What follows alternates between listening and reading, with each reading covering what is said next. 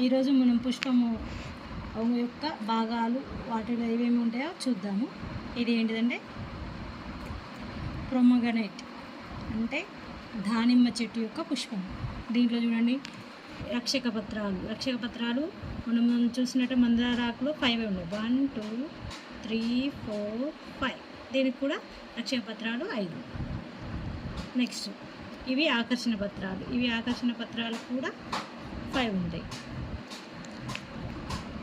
ఇందులో దానిమ్మలో స్త్రీ పుష్పాలు పురుష పుష్పాలు ఉంటాయి.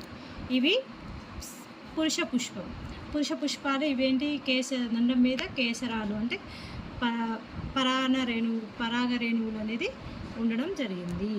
ఇది పురుష పుష్పం.